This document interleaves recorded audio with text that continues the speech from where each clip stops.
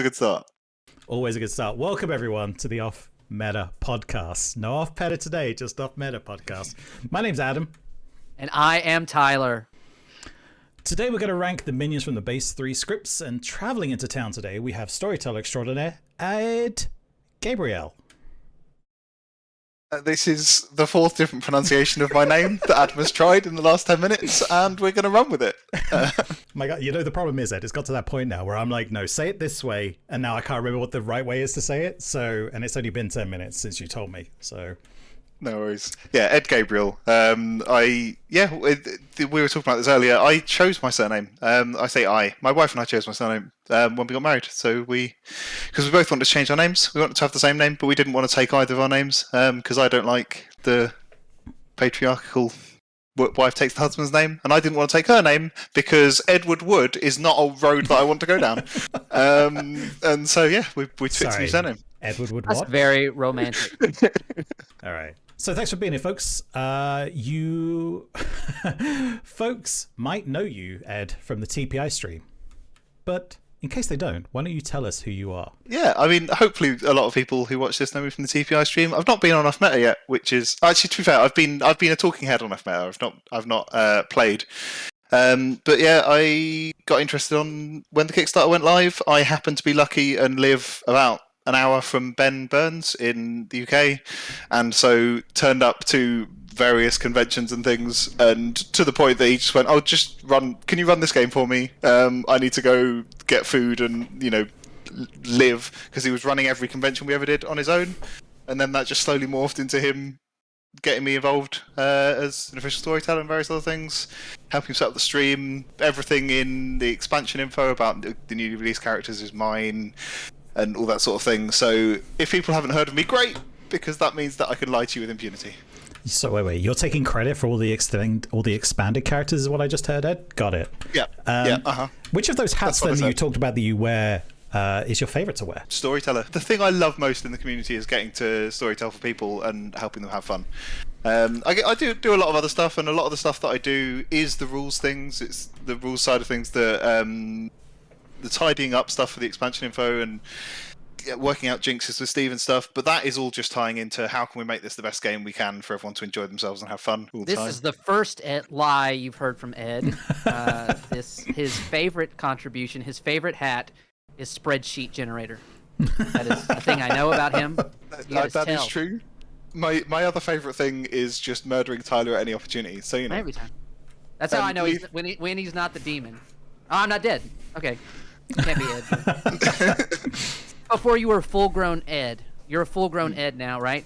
But before that, you had a first game of Clock Tower. Any recollections from that? Do you remember stumbling around in the dark in that game, or were you just always the way you are? No. That game was unfortunate because it was a lot of I think it was everyone's first game except for Jack and one other person who'd been playing with Ben a few times.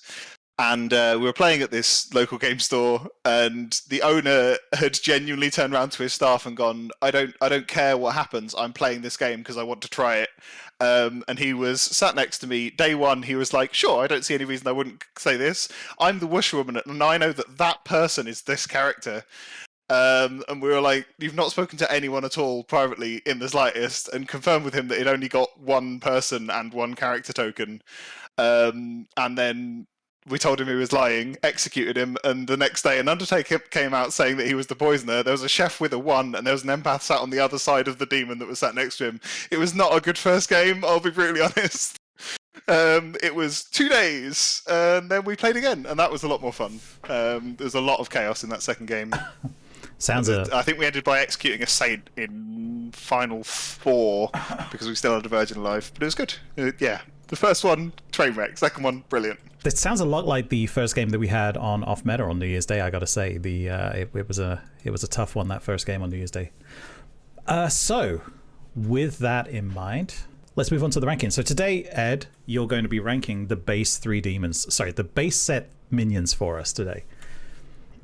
How are you planning to use? What are you planning to use as a criteria of how you're going to judge what goes in which tier? I was kind of going down sort of 3 priorities. Highest priority is is how effective I think they are in their base script, in their home script. How powerful, not necessarily how powerful they seem, but definitely how powerful they have an impact on the game and helping the evil team win.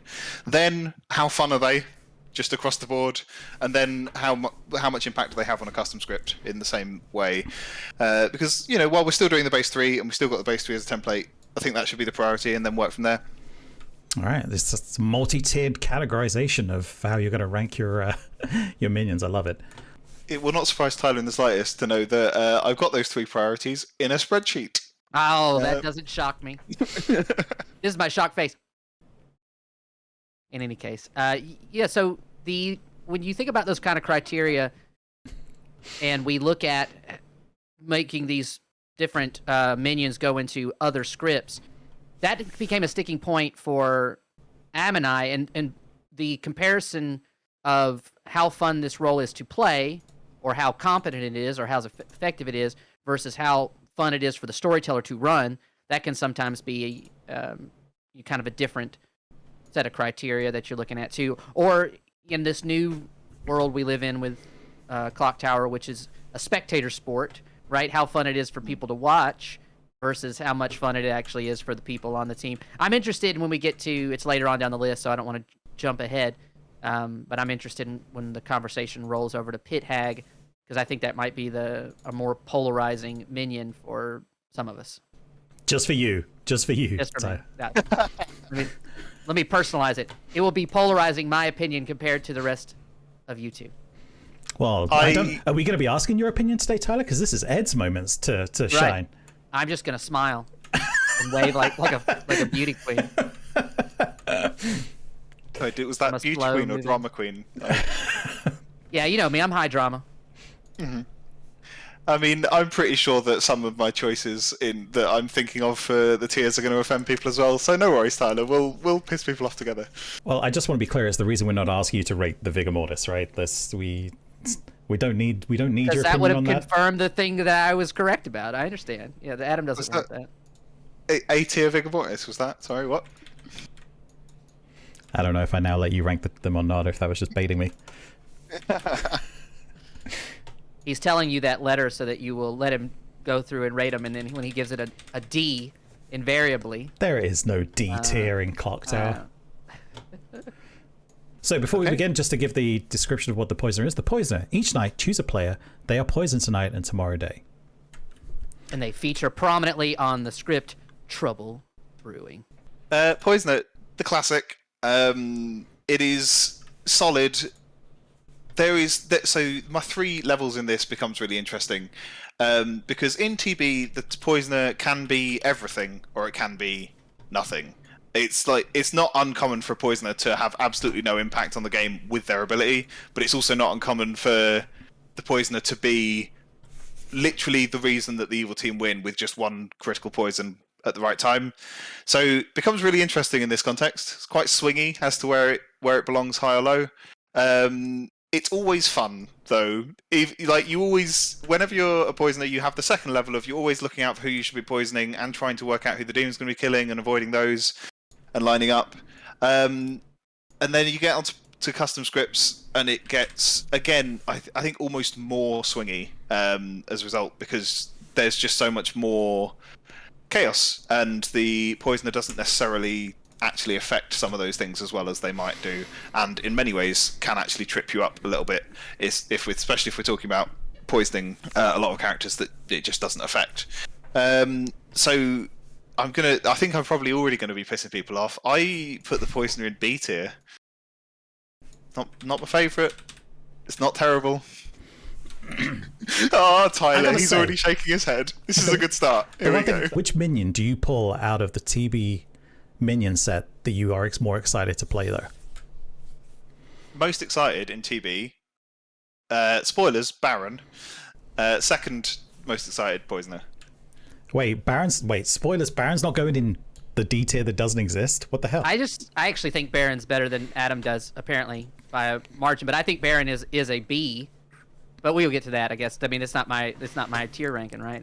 I was told to sit here and look pretty, and now I'm talking. What the hell am I doing? I don't even know what I'm doing in my life. All right, go ahead. And I think if you, just like the Imp for me, what we had to put it as an A because it is the standard. It is the standard by which other demons are set. To put it any lower makes it difficult. I think Poisoner, yes, it can be swingy, but that is about what you learn as a player. So you learn to be more. I think being a Poisoner makes you learn to be a more effective minion player in general, right? Because what you want to do, you want to know what other people are up to, so you know who a good poison target is. You want to read people.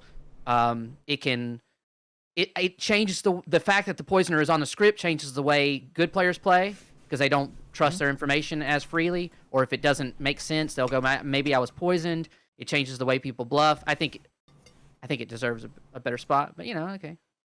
I hear the argument. I'm going to be, judging by this conversation so far, I'm going to be really unpopular with this ranking list. So this is going to be fun. I think we just need to set more letter grades. We may have to go S through Z to accommodate some of this. Ed, it's been lovely having you on the show. We're just going to move on to someone else instead now, though, if this is where we're going.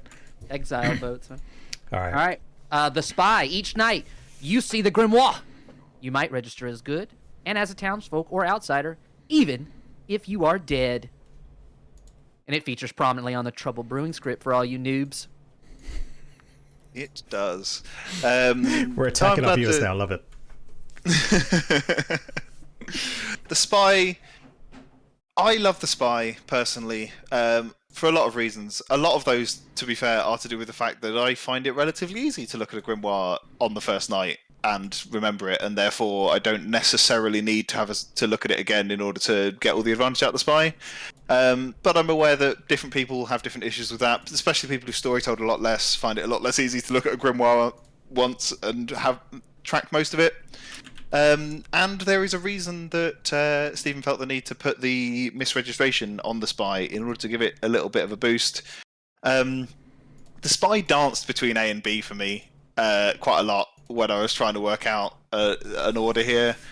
I think in TB, I would edge it slightly towards being a B. In custom scripts, I'd push it much more towards being an A, just because the information you get is so much more powerful in customs. I'm kind of torn between those, and I'm quite interested as to what you guys might think. I think Spy is the only real counter to the Virgin for the evil team, other than just kind of like falling on that grenade and nullifying their ability. They're the only real counter to a Virgin for any evil role, period. So I think that gives it a leg up both on the script and in general. And we're not talking about how these do in combination with other minions, but I think that does play a factor. Spy Poisoner is obviously, considering your comment about the swinginess of the Poisoner, Spy Poisoner is pretty lock solid in terms of the combination. But it's so strong at that point. I agree with that. And I think the other side of it is, however, you will find in in-person games, the Spy suffers a lot compared to online, because not only is a Spy having to memorize the grimoire, they're having to turn around to an imp and give them the information in a structure that the imp can actually retain themselves quickly enough, privately enough, without giving away that this is a Spy talking to their imp. And so most of the time, the Spy is heavily neutered in person, which is most of the reason that was pushing me below A. I think if we were just talking about online, I would whack Spy straight into an A tier. But the game is supposed to be played in person. Hopefully we all get to go back to playing in person more. I have tips for if I would play the Spy in person pretty recently when we were at Origins. And in that instance, you have to have reference points. You have to say, well, that roll is 2 steps away from my demon, because I can always remember for me, this is my personal foible. I can always remember where my demon and my other minions are, but I can't always remember the rest of the Grim. But if I go, the empath is 2 steps away from my demon, or the Slayer is over here compared to my other minion, that makes it easier for me. So I would try to memorize it in chunks that way.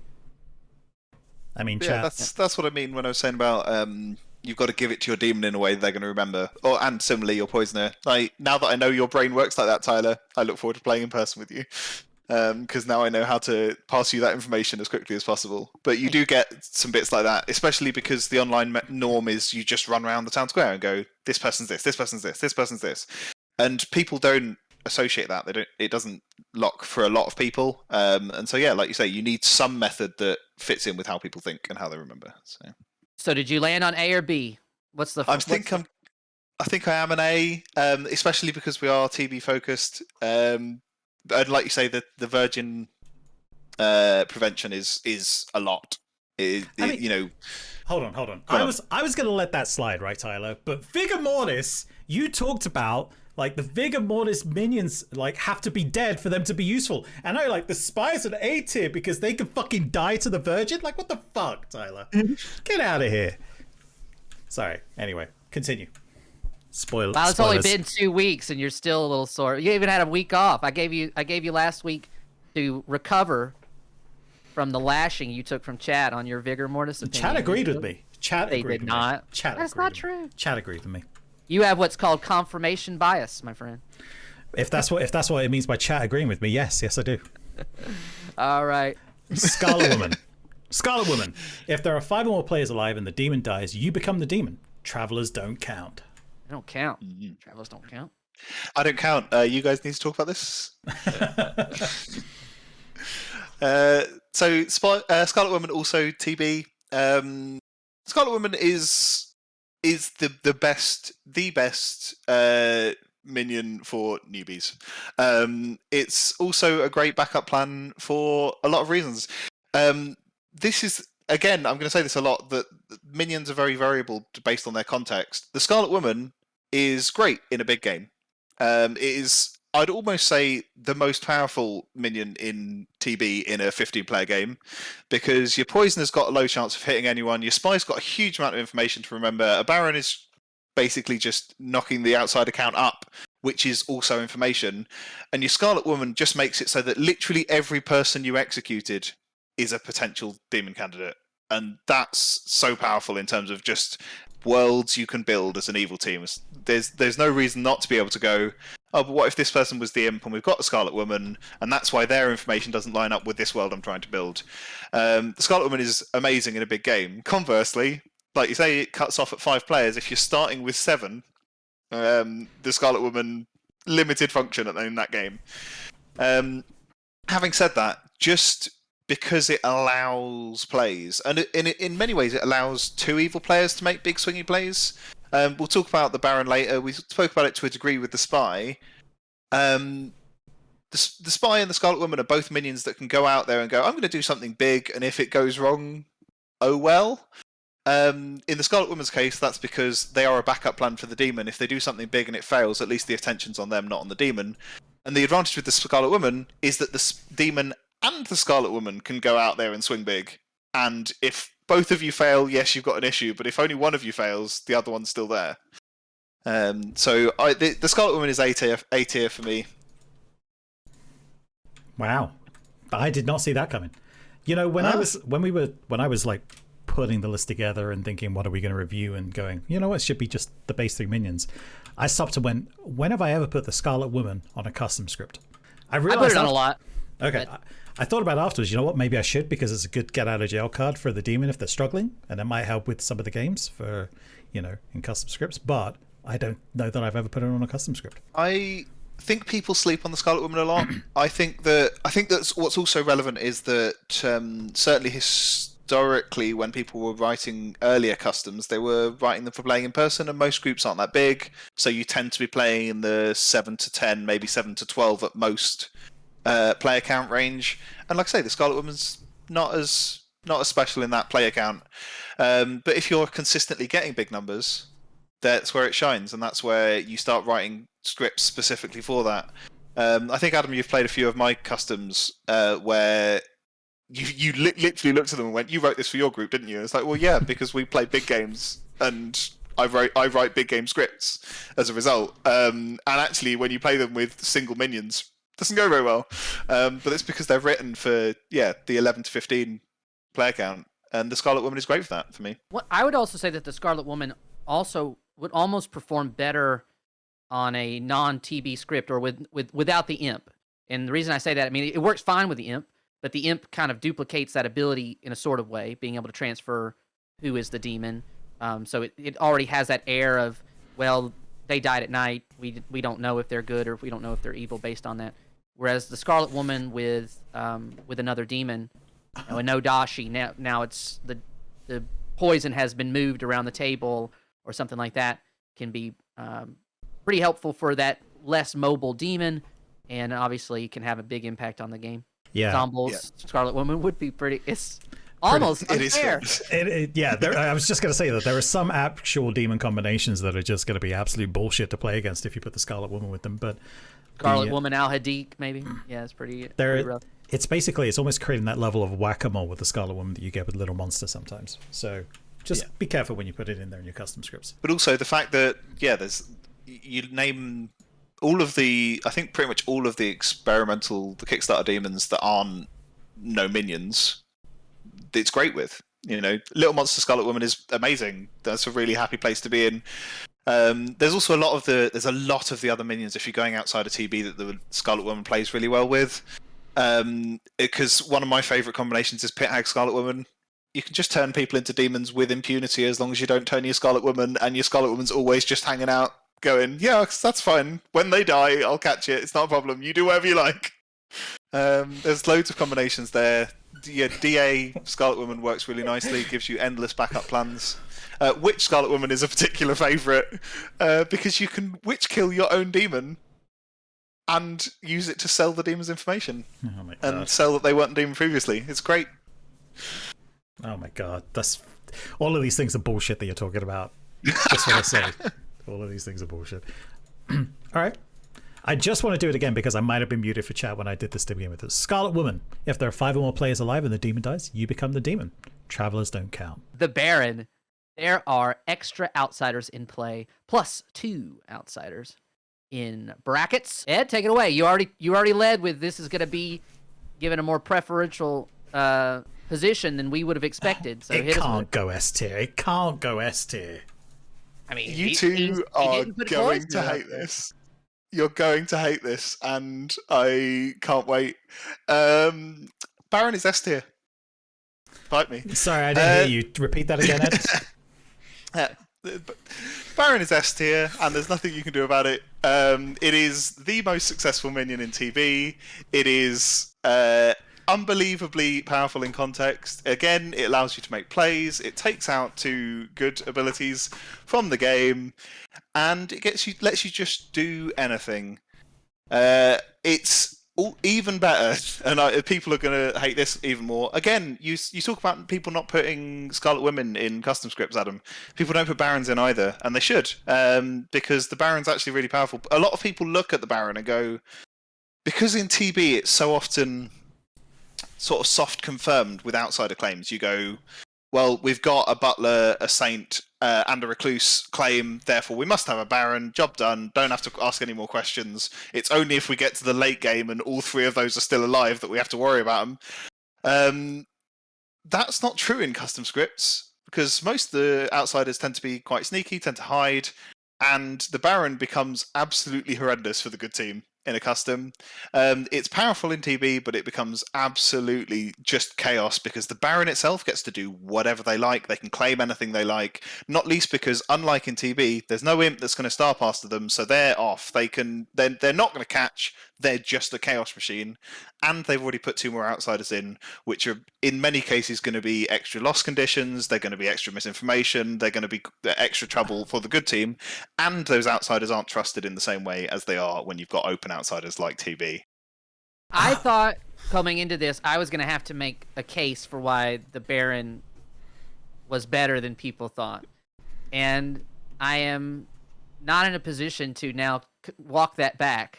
I haven't thought about it from the position of saying it's not an S tier. Are you crazy? But so I'm just gonna have to accept it, I guess. Well, it really is dependent on what's on the script. Ed, I mean, so to go to a point that you've mentioned, Tyler, I'm going to steal something for you and previously on some of our conversations. The outsiders, some of those experimental and some of those like BMRSV outsiders are brutal to have in a game. You're going to have to be very careful what those outsiders are that you're putting in there with that Baron. It'd be the only thing I'd say for it to be even close to be fair on an S tier. And I know you're talking, and it sounds almost like you're talking about what is the best way for evil to win. When I put these characters on the script, it feels a little bit more like you're talking about rather than what's the most balanced, fair, how can I try and get a 50-50 win rate between these two teams? It's just, I'm not saying you're not necessarily thinking about that, Ed, because I've played your scripts, I know you do, but the way you're talking about these, it does sound a little bit more tilted to how do I get evil to win. So I'm just saying, guys, be careful if you put Baron on those scripts, because some of those outsider combinations are going to be fucking brutal on the wrong script. Yeah, Well, I mean, you to have be certain... fair... Go ahead, sorry. No, I was just going to say, like, exactly. This is exactly what we're talking about. There's very few minions on here where you turn around and go. We basically had Baron and Scarlet Woman are the minions on here where you've had to go. Be careful on what script you're putting them in.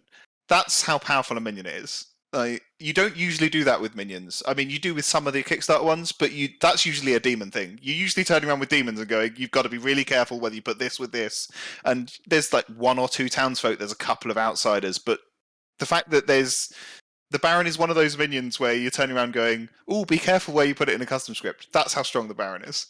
By the same Go on, token, Tyler. that we've seen kind of an influx of, and it happened before, but these outsiders that are kind of barely outsiders, borderline outsiders. The Golem, the Moonchild, some of these kind of come to mind. Acrobat is one that doesn't see a lot of play because it tends to benefit the good team maybe more than some other outsiders out there.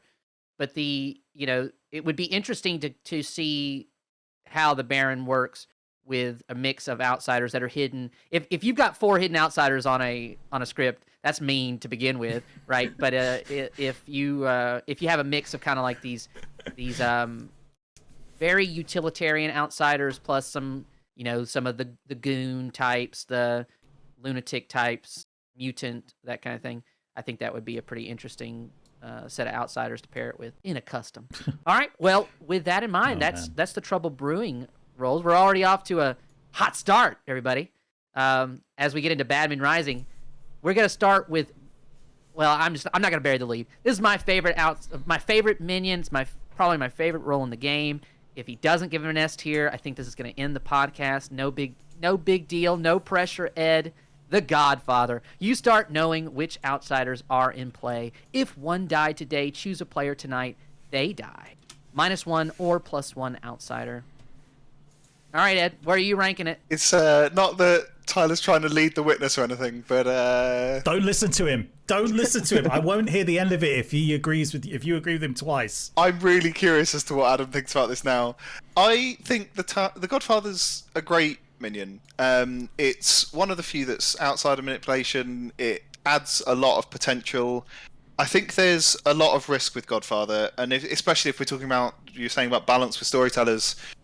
If storytellers treat the Godfather as just a standard +1, they're not using the Godfather properly. Your storyteller really needs to remember that -1 is an option. While that feels a bit harsh for the Godfather, at the moment, because no one does it, that's free bluffs. That's free bluffs for the evil team, especially if you're taking the only or one of 2 outsiders out of the game.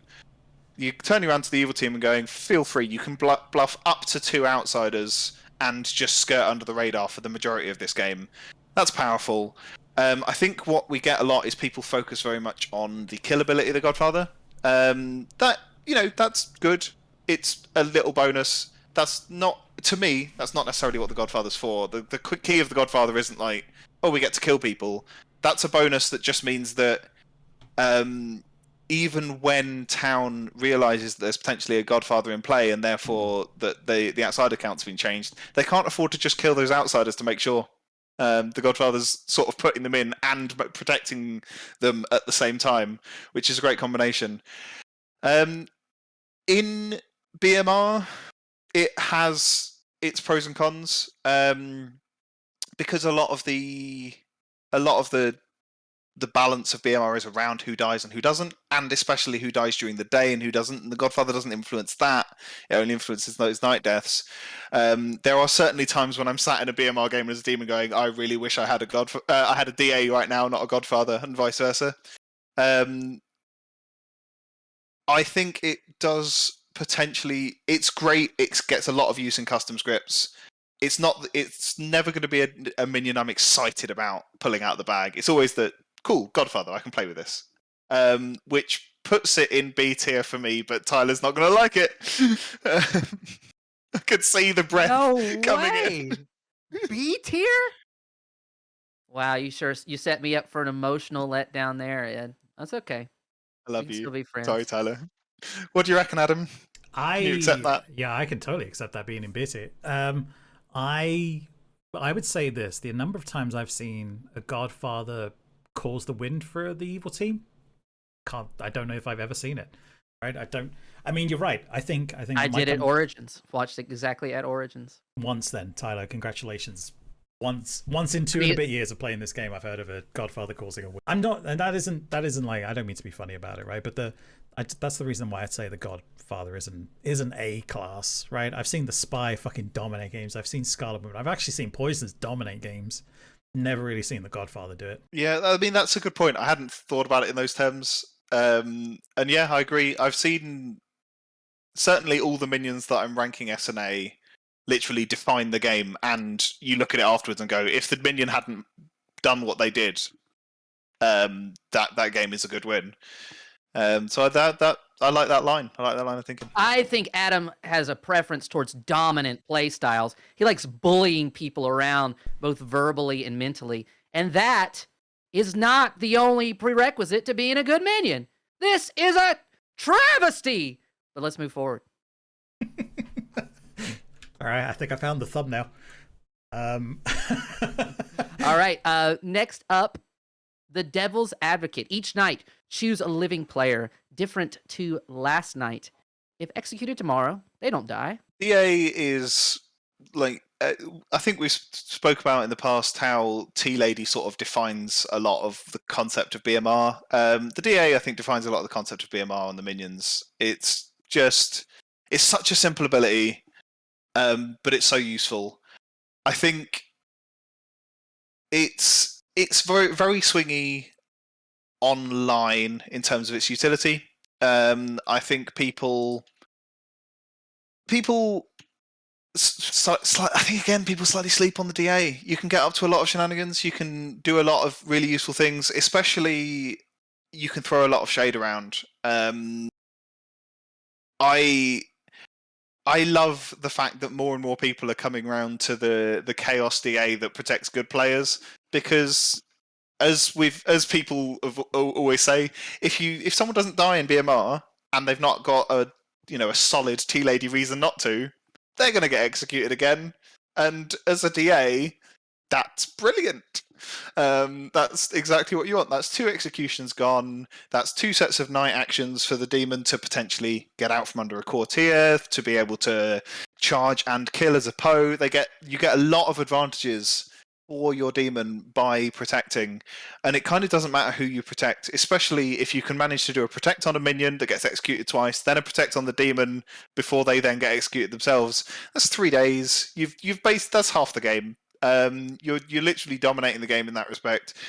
The flip side is, much like the Poisoner, your read of the game is even more important, especially because the chaos element of voting is chaotic. You can't, no matter how good you are at the game, except for in extreme situations, you can't sit there on the night before and go, yep, this person's definitely getting executed, because more information comes out, people vote differently, maybe there's a tie, all sorts happens. And so that drags the DA down a little bit, just the fact that you are having to call a night in advance who's going to get executed in the absence of information. But I still put it A tier. It's one of my favourites. I love a DA. Play Devil's Advocate for a minute. It doesn't work on a lot of scripts. It is very well, does well in BMR, and it does. You're right that it sets the tone for that particular script. I don't think it has as much flexibility across scripts. I think we see it in customs all the time where it doesn't add much. In fact, it's just kind of you end up having to add, or you have to bring over a bunch of different BMR roles to make it do much of anything. It did play well with the Leech. It is about rhythm. So when you talk about swingy, other minions have been knocked for their swinginess. if your minion player just gets a bad rhythm because they're trying to implicate good players, then all of a sudden the demon is not protected when they thought they would be, because you can't go back and forth every day and go, hey, is it me? It's me, right? You can in person games, like you can in I can just give a little, just to make sure that the DA can be a thing. That's one of the downsides of online games, I think. Yeah, and I think that's the other thing that's biasing me. This is I'm always leaning towards, despite the fact that the vast majority of games I storytold and played are online, I'm always leaning towards live as in person as the norm, and the DA in person just gets that extra level of power because you can freely communicate who it is, and it's just a point or a symbol that you've set in advance that just becomes the entire evil team knows instantly if you set it up who's protected, which is it's just so useful. I think to be fair, when I was thinking about this, I was thinking about it in the context of script it's on, and not necessarily its feasibility for custom scripts in general. And you have got a good point that if you need to tailor your custom script to have a DA on it. You can't just a lot of minions, certainly a lot of the higher tier minions, you can put on a script and they do what they do. The DA, it is possible. It isn't necessarily the end of the world if it's confirmed that a player has been DA protected if they're executed and don't die, but that's got to be something you are actively prepared for and you've written your script accordingly. At the end of the day, the fact that they got executed and didn't die, even if it confirms them as protected by the DA, it's still an extra day. That's still useful for the evil team, especially if they've got it off on a good player or on a minion. Well, we talk about we talk a lot about the side quest phenomena in BMR, where players are off on their own little missions trying to confirm this or prove this, and it wastes all these executions for good until finally they're like, all right, we know who all the evil team is. And it's like, yes, you do, because all the good players are dead and all the evil team players are alive and the game is over, With that in mind, sorry to move things along with that very proper segue, we're going to talk about the assassin. Once per game at night, choose a player. It's got a star there. Choose a player. They die, even if for some reason they could not. The ultimate BMR minion, the assassin, just kills someone, don't care. It's great. It does what it does. It's an interesting one because the incentive for an assassin is always to yeet that kill as soon as possible. It's very easy to be afraid of dying. As soon as you get the slightest sus on you, a lot of people will just throw that assassin kill out there because they feel like they need to, because they might get executed, and then the killer's gone and they've done what they're doing. That does give them a bit of a barren attitude of, well, once I've got my kill out there, I can just do whatever I like and cause chaos, see what I can get up to. But it does also sort of defeat a lot of the object of the assassin, especially if you're in the higher kill demons. Like, the purpose of the assassin is somewhat to hide kill counts and confuse things. The sooner an assassin goes, the more likely they're just hitting in with, especially if an assassin goes off at the same time as a gossip and a grandmother. You've just confirmed a whole load of players, because there's no way all those kills could happen, and it can almost be more of a hindrance than a help. Despite the fact that you've killed someone, you can almost be playing against your own team with your kills. But having said that, it is also incredibly powerful just to be able to knock out literally anyone you like, especially when we wander into the custom script world and you get your lycanthropes and some of those other townsfolk that you want gone no matter what. An assassin can just turn around and go, oh, the lycanthrope thought they were controlling town. No, they're not. I put it B tier. I'm open to argument on this, but I think it's probably happy there. I don't think you'll find me arguing against that, to be honest, Ed. I think B's a very generous ranking for the assassin. As much as I nearly went to C. I mean, it's how often do you see the assassin be effective? I'm saying does this. Does it dominate? Does it just squeeze the juice out of the game until you all quit because it's so good at being its assassin self? Does it dominate, Ed? So what we're learning is Tyler doesn't like alphabets or the word dominate. So, I like subtle things. So yeah, the assassin, the only time I even remember the assassin causing a victory for us is a game where I was the zomball and the assassin made it look like it wasn't a zomball game. And that's one game out of however many games it's been on. I would Again, say... that was an example, just to pull that out specifically. That assassin used that kill on either night 3 or night 4, possibly, and that literally turned the game. Like you say, turned the game on its head because it confused the kill count at a critical time. And there have been a couple of others, and they've not all been zombies, where an assassin has killed on night 3, night 4, when you're down to about half the number of players, and everyone's pretty much settled into, oh, it's obviously a Puka, Poe, whatever. And then this extra kill appears, and they're like, you're like, there's no way that can be an assassin this late in the game. So, well, then people are going up with all sorts of abnormal theories. Is it a Poe that's sunk, Shablos that have been sinking kills, Poe that's charged, missed twice, and then charged again? Yeah. Like, you get all sorts of weird things, and that's where I think that's the thing that drags the assassin up for me, is that if it's played well, it's held on to a little bit, and you manage to get to that, that midpoint in the game where 60 to 70% of the information is out there. You know what characters are in, even if you don't know exactly who is what. You know what the town's thinking. You know what the prevalent theories are. If at that moment you can just insert knife at the right place, that turns the game. But if you get that wrong, that can turn the game the other way. Yeah. So that's why I think that capacity for that dominance, like you're talking about, Tyler, is what drags it up out of C for me.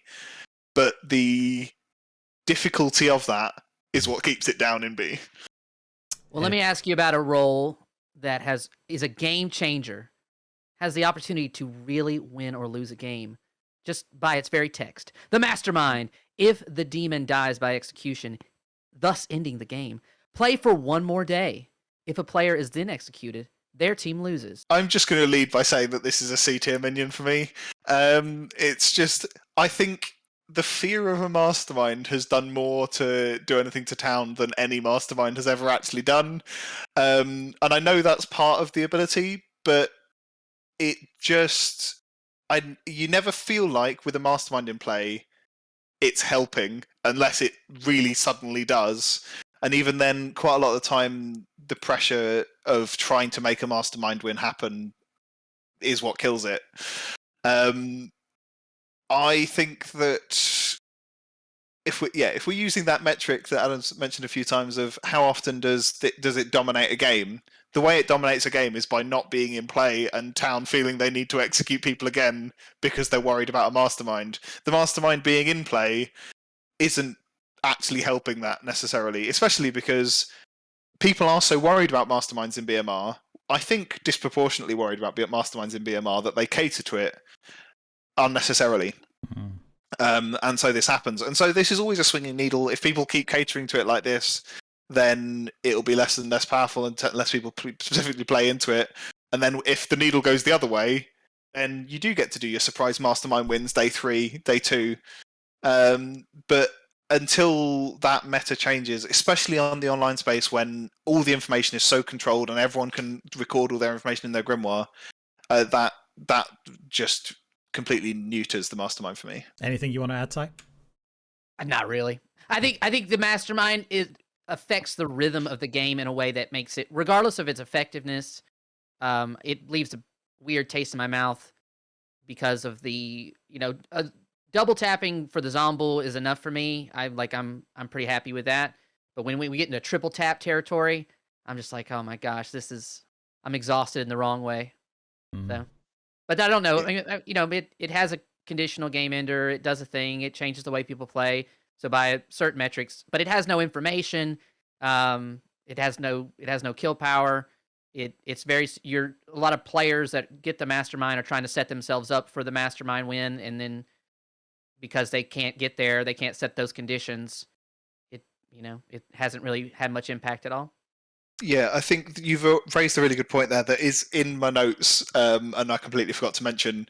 The Mastermind for me it's not a minion that boosts the fun of the game the vast majority of the time. In general, like there's a lot of minions, especially some of the S&B ones, that cause chaos, and that's really fun. Exactly what you're talking about. The fact that the pressure the Mastermind puts on the game is okay, let's execute them again. And that is the exact attitude that everyone has to it. It's just, okay. That's why it sinks as well. It's not fun, like the way that it's played to have to do that. But having said that, the way it affects the game is also really powerful. So you have to. It depends what you like from your script. Well, segueing from Tyler's earlier comment about the fact that it changes the win condition, let's talk about Evil Twin. You and an opposing player each know each other. If the good player is executed, evil wins. Good can't win if you are both alive. Evil Twin. I think the Evil Twin has a real purpose in S&V, and it works really well for that purpose. I can't imagine many other minions fitting well in S&V because of the way that information flows.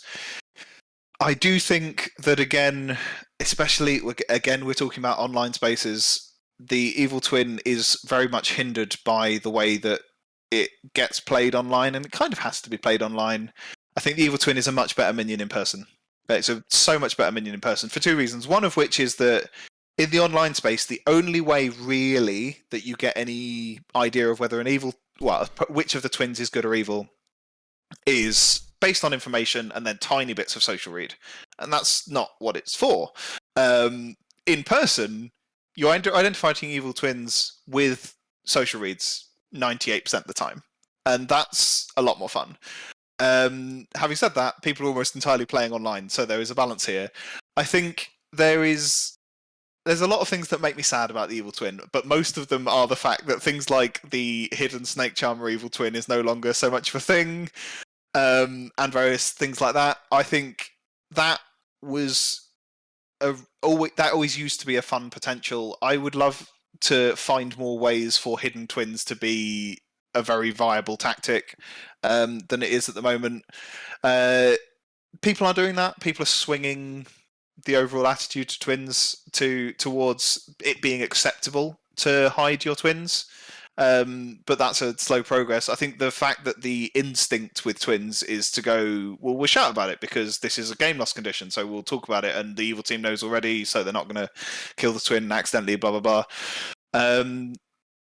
And so that, especially early games of S&V, people are always going to want to make it open twins, and that natural instinct, I think, is a bit of a shame.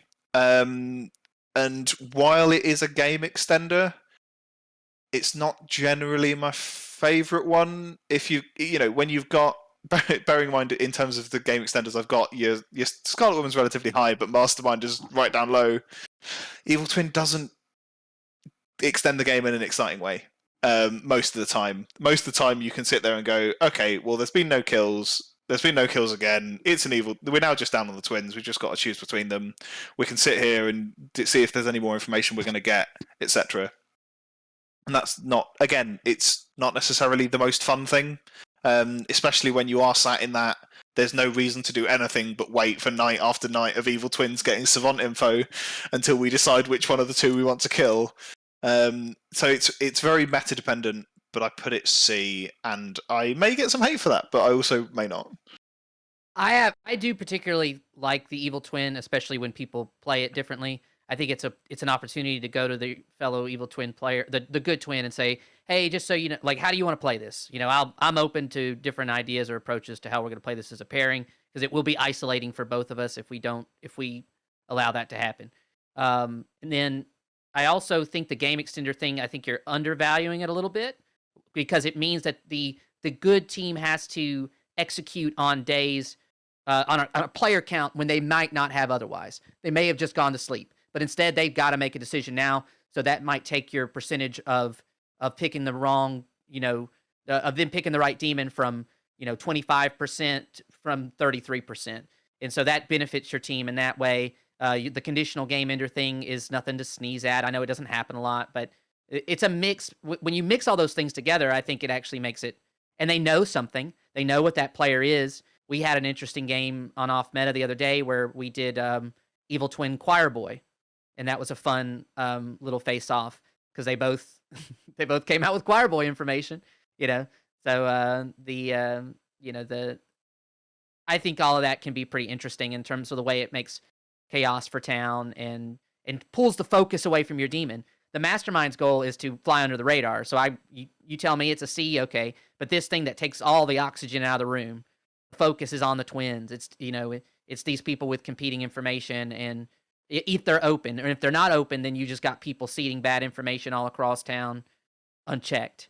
So I actually think it's a little bit better than I understand that the social ramifications of it, especially online, have not always been fun, but I think it's a little bit better than C. Well, speaking of what should be a little bit better in C, do you want to do the next one, Ty? Oh yeah, sure. Let's do it.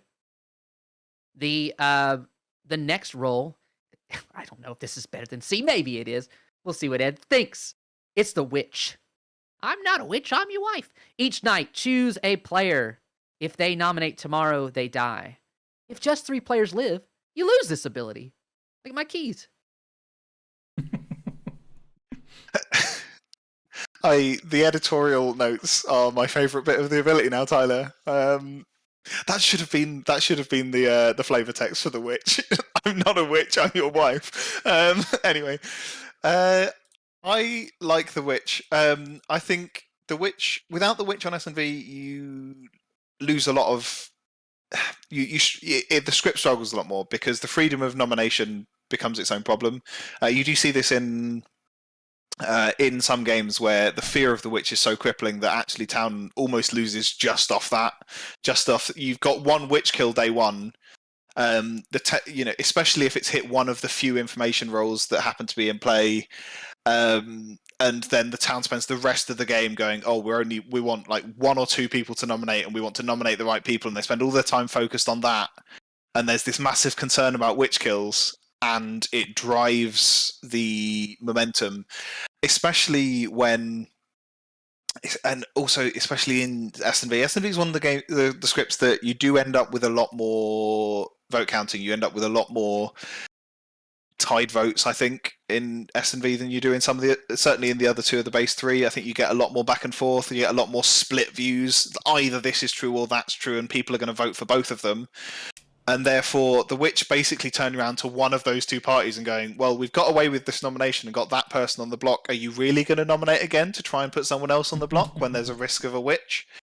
That becomes a really interesting momentum. It is also a killer, which is really handy in SNV when you basically only have the demons that kill and they're once per nights.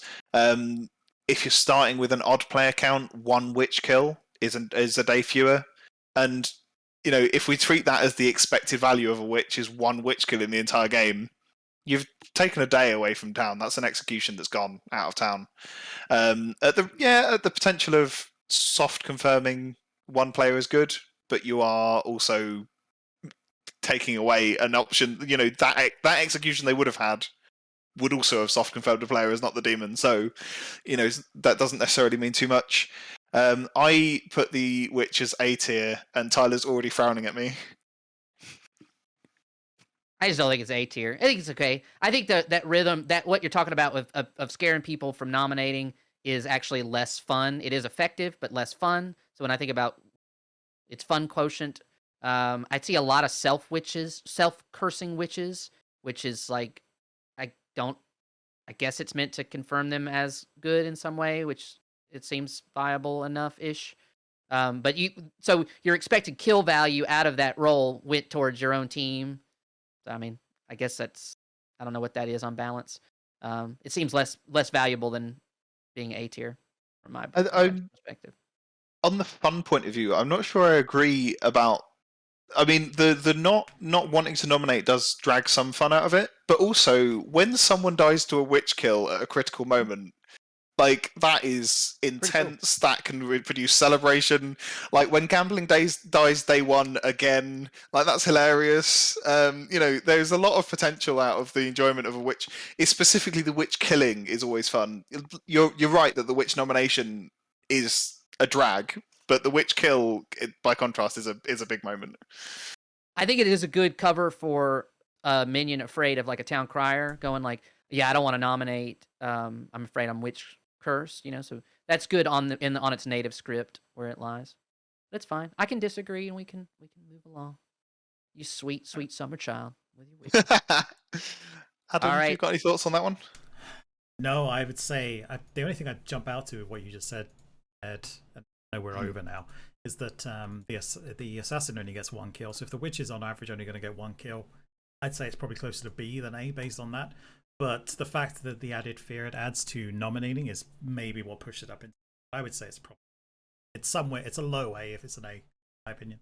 Is the expected kill value 1? Because I think it's under 1. I think the average witch kill is sub 1 if you went. I mean, not to get super mathy about it, but I don't think a witch gets a kill every game. I would say the same as about assassin if they die early, though, right? It's just like the sooner they die, the less chance they've got to use their ability to go off. It's the same thing either way. And especially as we've just been saying, the assassin's more effective the longer you hold it. In I think my opinion, at least, I think it's this. Like I think 1's on average what I'll see from a witch. I've seen games where the witch has got like 3 kills in a game. Yeah, good. I think the relevant point here is it's kind of how this is played. Like the assassin is very often played and thrown early.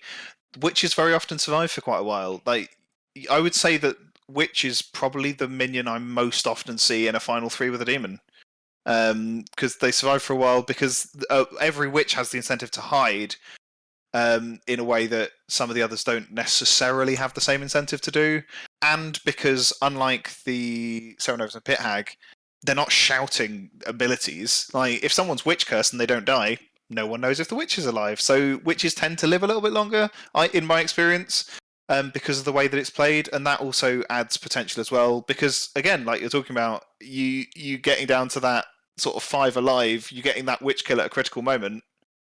That that is game defining as well, and that's one of the other things that I think pushes it slightly for me. Well, if you like that, if you like subtlety, you are not gonna be over the moon about this next minion, but you might anyway. The Cerenovus. Each night, choose a player and a good character, unless there's a goblin around. They are mad that they are this character tomorrow, or might be executed. I love the Cerenovus.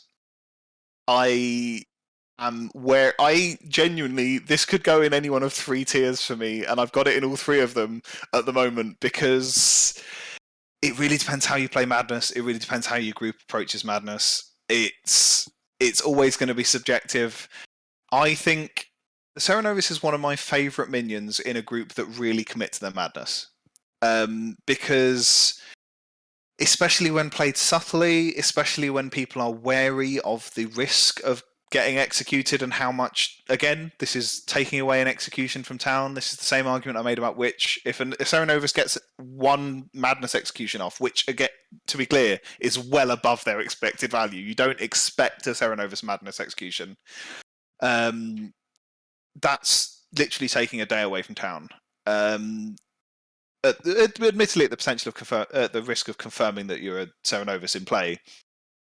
But if you're really going to commit to that madness, the Cerenovus is just amazing, because it's spreading misinformation completely genuinely, and in a way that someone on town is fighting for your team if you're doing it well.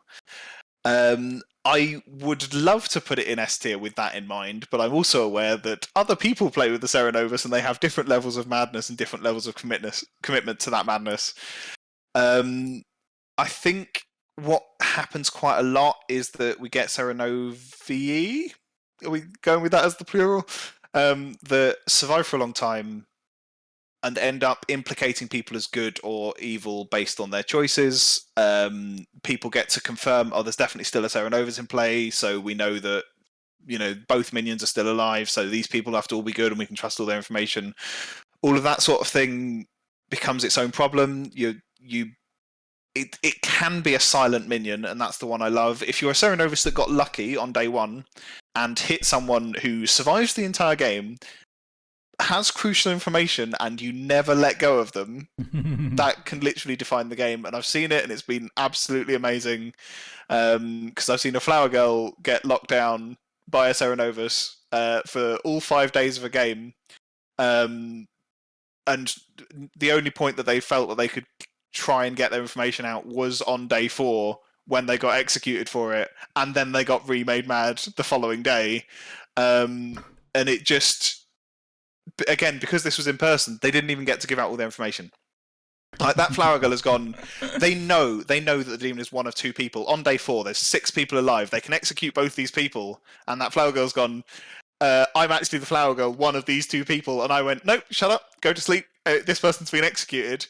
And they sort of, there's exclamation goes up. I run the night very quickly, tell them that they're mad again, wake them up, and you could just see them going, but I only got to do 2 of the 4 nights of information. Well, it's not my problem. That's the Cerenovus is doing their job. But conversely, you get Cerenovus that end up having to wander because their first target gets killed. They don't want to keep using the Cerenovus madness on someone who's dead. It's a really sort of difficult to nail down. I lean towards A, but I wouldn't have argued if someone else was doing this and put it anywhere between S, A, and B. Well, I think if you think it could be anywhere between S and B, I think A is a pretty safe spot. I would say for the nature of our bell curve, it's sad that we're going to put another A in there. It feels like we're giving people too much credit. But this Cerenovus does change the way that good has to play. It lets evil make bad bluffs and then change them because they can, because there's madness on the script, and that's a big thing. That's a big portion of what makes S&V different in terms of what you need to teach players when they're going into that particular script, what madness is all about. How it's run is obviously makes a big difference in how effective the Cerenovus is or how fun it is to play with.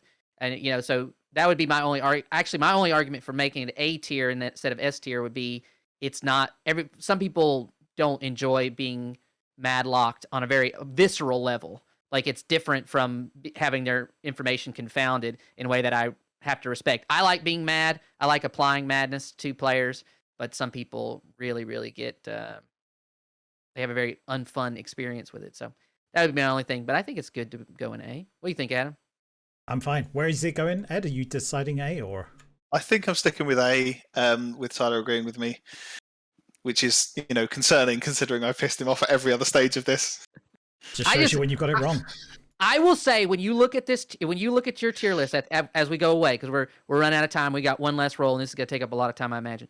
But when you look at this tier list and you go, really, would I rather have these roles ahead of a Poisoner and a Godfather? I think you might come back to yourself late at night. You'll wake up in a cold sweat and go, no, I would not. I'd much rather have a Godfather right now.